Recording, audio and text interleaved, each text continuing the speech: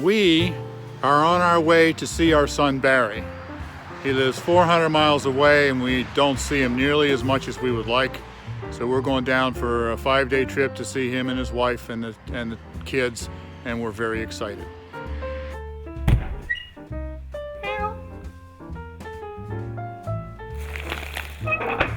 Tiny House Prepper. Hey everybody, I'm Bill with Tiny House Prepper. Like I said, we're on our way to see our son and his family, and we're very excited. It was a 400-mile trip. We got about 100 miles left to go, and the car died. Right there, that blue car right there, Elizabeth sitting in the car. Was driving down the highway, everything was fine, and all of a sudden the motor shut off like I had turned off the key. So I drifted over to the side and it just simply won't start. The battery turns over, it just won't start. It's about almost 7 o'clock on a Friday evening, and so of course everything's closed down as far as repair. We are a member of Good Sam Roadside Assistance, so we called them.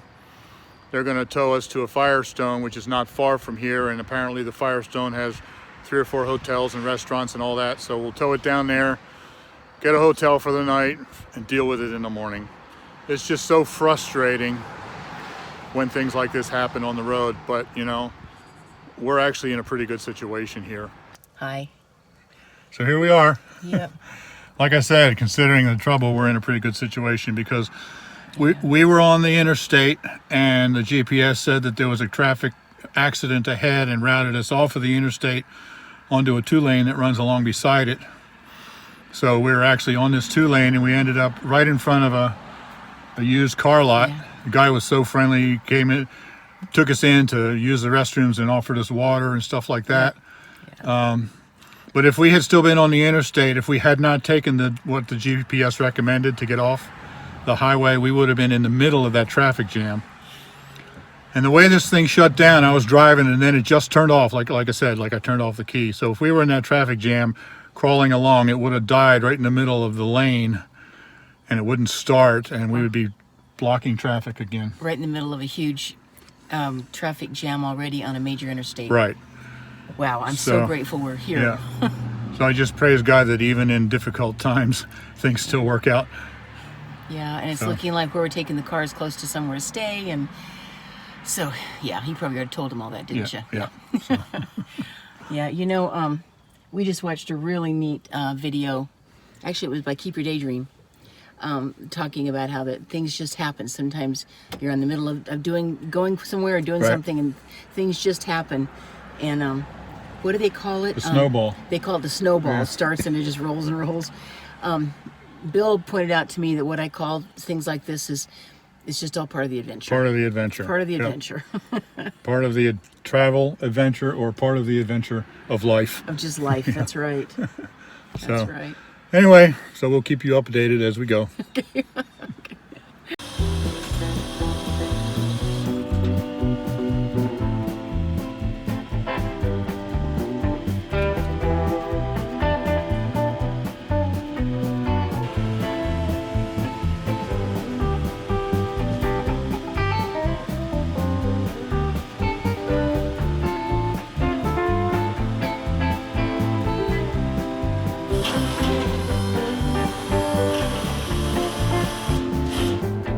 Well, so here we are at the hotel. The hotel is just right across the street from the place, from the Firestone where they took our car, and we are very fortunate to have this because this whole area is a very commercial area and there's like hotel on every corner.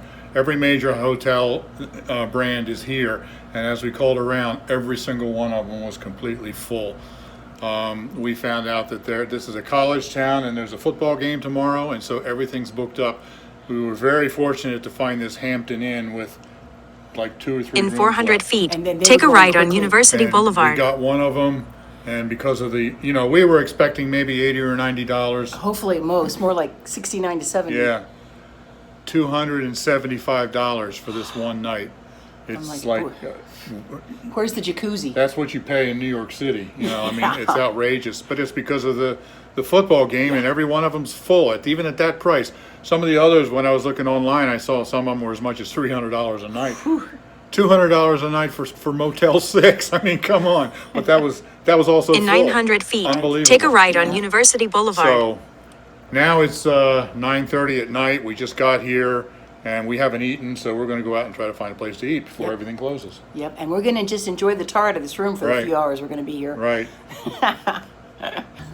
So right on the other side of the parking lot from the Hampton Inn is the International House of Pancakes. We haven't been to an IHOP in years, so this looks good for supper. Okay, so honey, what are we doing now? Hi. All right. I'm answering YouTube comments. Always answering YouTube comments as we're waiting for our meal at IHOP. Yep. It's going to be very good to get some dinner and get a chance to rest tonight. And it is a nice room, so I'm going to try to thoroughly enjoy it. Anyway, supper sounds good.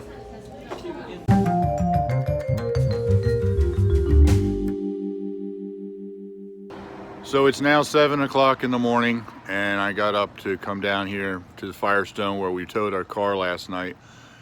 You guys going to check it out. I was happy to find that Firestone is open all day today. This is Saturday morning. Many times mechanic shops, if they're open Saturday, they're only open till noon. But not only are they open until 6 this evening, but they are actually open all day tomorrow on Sunday as well. So I was very happy to hear that, because if they can't get it fixed today, hopefully they can do it tomorrow. However, I found out that it's not just a football game in the area, it's a family weekend for the local university. I don't even know what university it is. But that means that the hotels are going to be booked all weekend. I checked with the desk before I left to walk down here, and they said that the room that we're in is still available for tonight if I reserve it right now, but it's still $275 a night. So I'm gonna let it ride for an hour or two until I can see what Firestone tells me. I might have my son Barry come up and get us. I don't know. He's about 120 miles from here, so that would be quite a drive for him to come and get us and then to bring us back when the car's done. So we don't know what we're doing yet, but there it is for now. Well, it's now 10:15 in the morning. I dropped the car off 3 hours ago. Just got a call from them. They said it's done. So I'm headed down to pick it up. We're still in shock at the sticker price.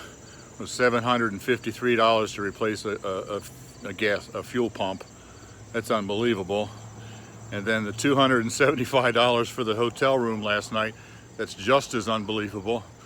So it's been a $1,000 weekend for us. But you know, when you're stuck on the road, there's not much you can do. You got to do what, you know, you got to get it fixed. What am I going to do? Tell them I'm not going to pay for it and then take the fuel pump out again? Anyway, so, but we are very grateful that they got it done in just a couple of hours, and we'll be on our way again. We could have spent the whole weekend here if they weren't open over the weekend, or they couldn't get parts over the weekend. And our weekend trip planned with our son and our grandchildren would not happen then if we spent the whole weekend here. So we are very grateful to be on our way again. We're just going to have to figure out what to do with this $1,000 bill. So I'm now sitting on Barry's porch swing, and it's a beautiful evening, perfect temperature, not a lick of wind. It's just a beautiful evening. After we picked up the car, I looked at the receipt, and it was actually $495 for the part for the fuel pump. So I had a feeling like you know, they had really ripped me off, but it was it was basically $500 just for the part. They also replaced the fuel filter and a few other things, minor things, and then it was $200 for labor, which I thought was reasonable considering they had to actually drop the gas tank in order to get to the fuel pump. So, and then when we got the final bill at the hotel, they told me $275, and that's what it was, but with taxes for state and city taxes, it was $318 for the hotel for one night. So it was a real shocker. But anyway, so we're here now. We're enjoying the weekend with our family, and yeah, it's just a good place to be. Look, it saved him. I mean, it didn't send him over the. I have another. Oh, wow, there they go. What do you think? Oh, that's actually a pretty good idea, Carly. Can I try something? This is new for me too. All right.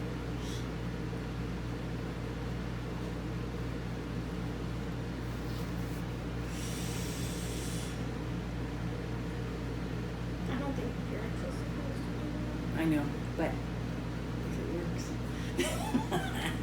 That's the important thing. Okay. Ooh, be careful about the shock. He's got to go around it. So how do we make him go around the shock?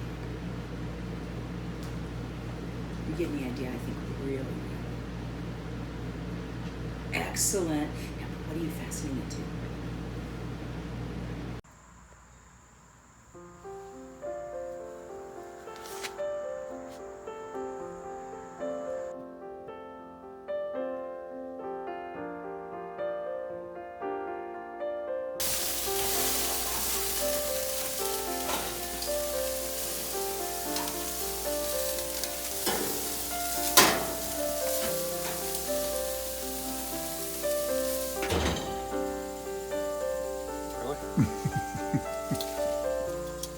Cold or hot? Both I really like good. Okay, there's more tomato here, guys. No, you're not gonna Oh, Carly, did you watch this tomato skin?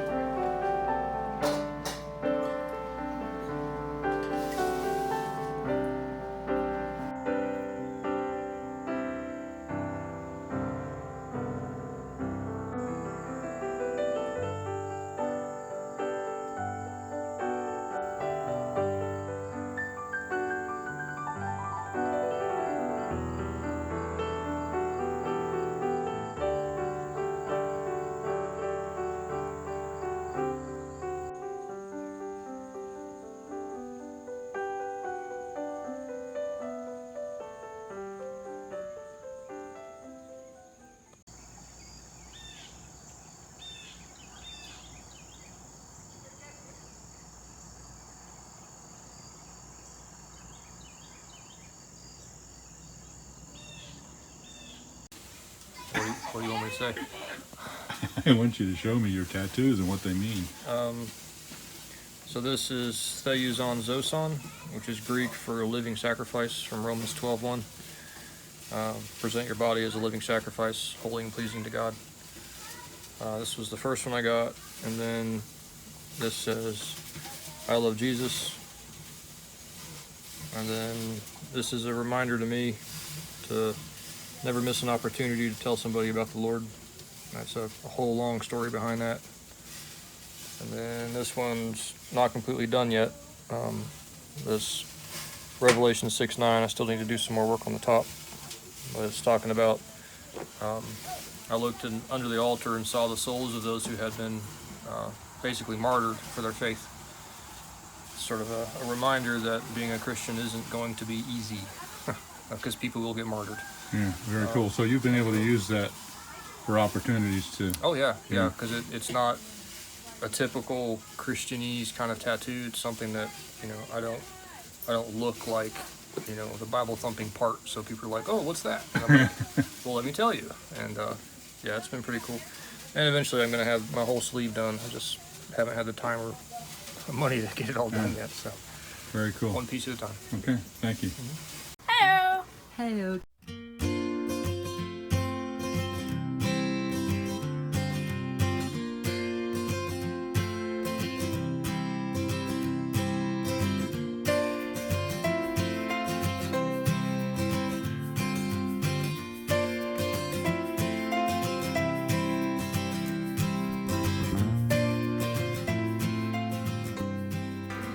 To you.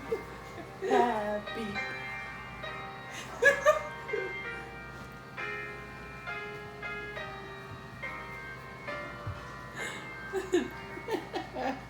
Oh, did you see him turn around and look?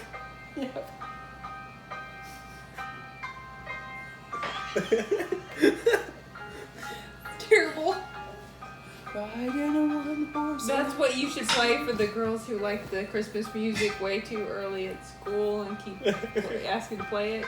Play his version. It'd be easy to play Jingle Bells in minor. You just put the whole thing in the minor chords and keys.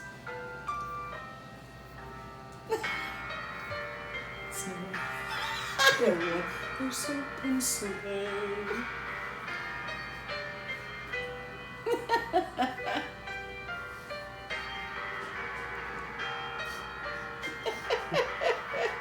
I don't know that they're so sad as they are just like creepy. Right. Minor music can be beautiful and poignant, but it also can be creepy. Especially when you don't expect it to be minor. Yeah. You can just see something sneaking along. Oh no. Like they died Christmas in the time sled. murder. Santa got run over by a reindeer or something like that. Or like, yeah, just like Christmas.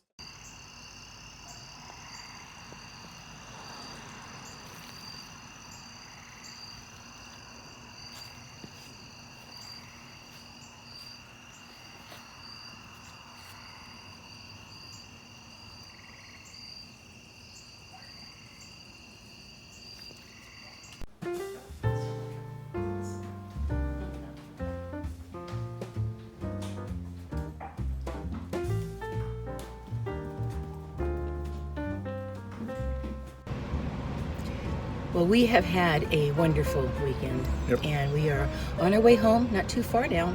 Very grateful the car's working well, very grateful. And I've had a pretty smooth trip, coming back home again. I loved getting to visit them with them. Really enjoyed church. Right. Yeah. So I guess we'll go ahead and sign off. Yep.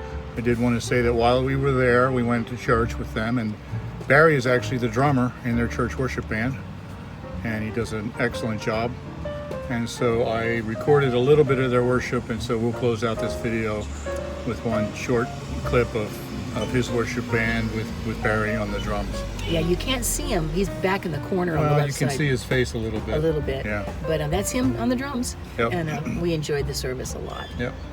So thanks for coming along. I hope you Yep. enjoyed it. We'll see you next time. All right. Be blessed. Love you guys. Bye-bye.